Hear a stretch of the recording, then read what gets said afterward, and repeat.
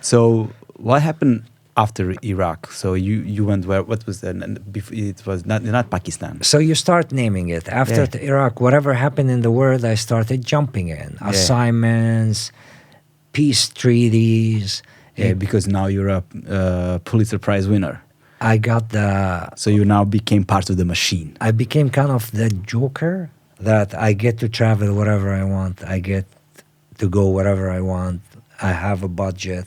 So I kept traveling, but look, I'm still learning. Mm-hmm. I'm still finding my way. I never seen myself as a Pulitzer Prize. Let me be honest with you. Yeah. You get that award, it's either you blow your head and it ends your career, it either motivates you to get better. So I started jumping from place to another.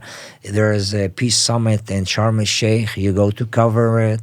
There is an event in Saudi Arabia. You go there. I cross to cover refugees, crisis, people crossing from Iraq to Jordan, in here, in there. And once back to cover some major events with the Israeli-Palestinian conflict, the funeral of the Palestinian leader Yasser Arafat. That was one of the major events, you know. So I kept going from place to place. I became one of the photographers who jumps to cover the big news. And that was a very important thing. When you make your place in a news agency, you become one of the elite photographers who go cover the big news. So your pictures is there and there and there and there. So, but you were also there during like the Arab Spring. You were also there during the Syrian conflict. From there, of course, I was in Egypt, I was in Yemen, I was in Syria, Afghanistan in the middle, Pakistan in the middle, China. So I've been all over. So Yemen was one of the tough places. The funny thing about Yemen, I went to Yemen a few weeks before the revolution to do daily life. Oh, okay. And suddenly a revolution happened. I remember I'm having a couple of pants, a couple of shirts, a couple of underwears, a couple of socks. I'm going to stay 1 week. And then I stuck 100 days. It was very, very important station in the history of Yemen, but at the same time, it was very dangerous. Yemen. I was stabbed in Yemen, for example, and I survived. How did that happen?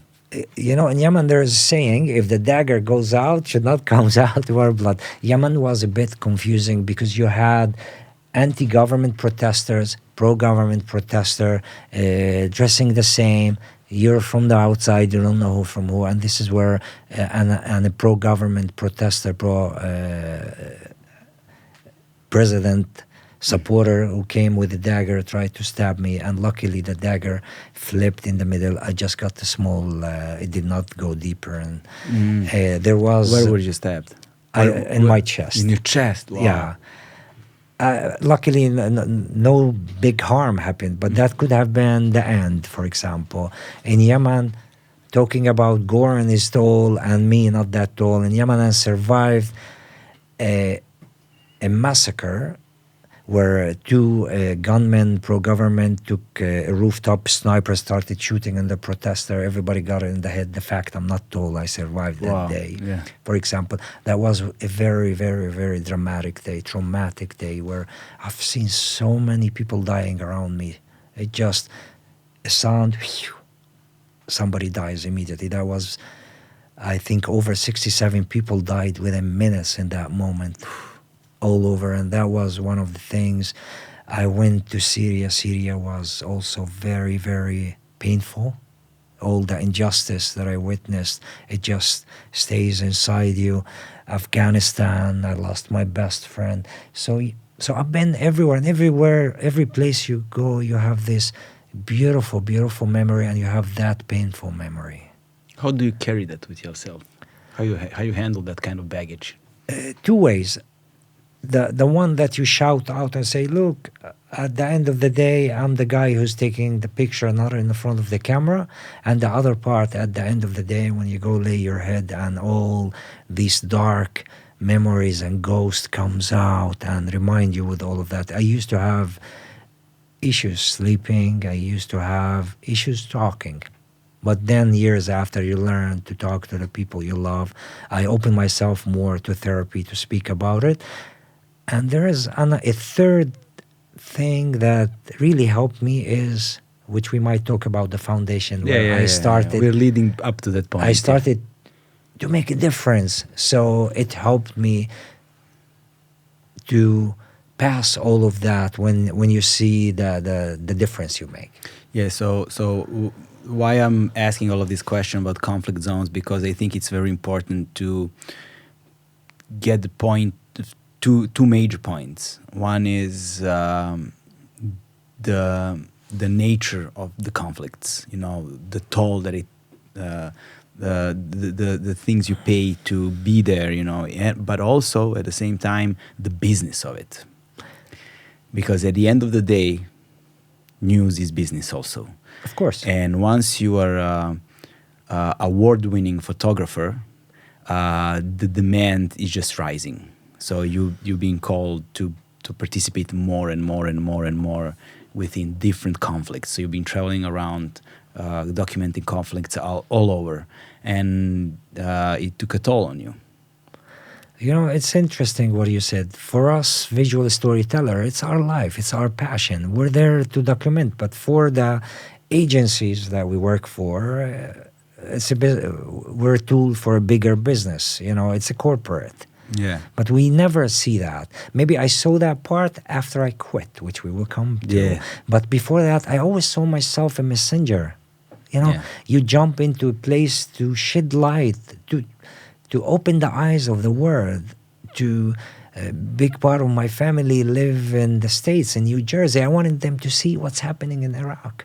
I wanted them to see what's happening in Afghanistan. And without these pictures that lands in the paper, we would live in darkness. Yeah. And I believed in the power of photography as a force for good. I do believe, up to date. It's what keeps me going. I know that a picture will...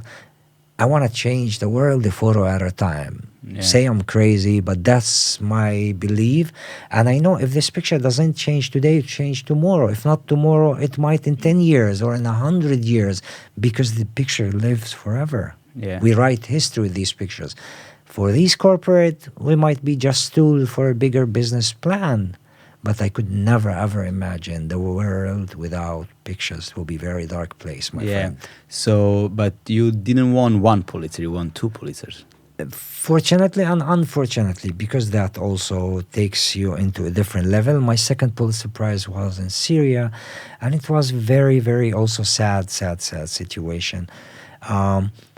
Syria is one of the stations that was really scary. You don't want to be in the wrong place at the wrong time.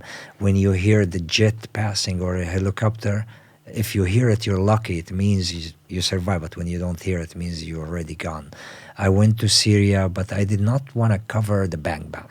I didn't want to cover the fighting. I wanted to cover the courage and resilience of the people who are around the fighting, the people, the real victims of these conflicts. And I was in a village called Atme, and in that village, I remember it was December, it was also cold and raining. Internally displaced people took shelter in that mountain. They put tent and lived there. So I walked. It was very muddy and difficult to reach this place. So you can imagine what the people are facing there. And while I'm in this camp, I saw a young boy, 12-year-old, and he was wrapped fully in bandages. Really, the only thing you see is sad eyes. A minor. I learned my lesson from Iraq. I approached the father to seek permission, and the father shouted at me. He just said, "Why? What this picture will do? Where were the media when we were attacked and we are now displaced?" He lost his faith in all of that, from all the pain he and his family had to pass through. Abdullah, the kid, was injured when a government airstrike hit their home. He was burnt fully. His body was burnt.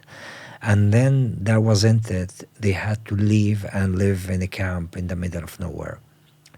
I approached the father, Ahmed, and I told him, my picture might do nothing to you or to your son, but if I don't take this picture, nobody will learn your son's story. Because, if something happens and we don't capture it, it's like it's never happened. But I told him, there is one thing that I can promise you, I will carry this picture with me wherever I go. In my talks, in my exhibition, and I will make sure that people know what happened to you and to your son. People that I photograph are kind and humble. Sometimes you need to remember what they passed through. He came, he hugged me, he offered me a glass of tea, and he said, please feel free.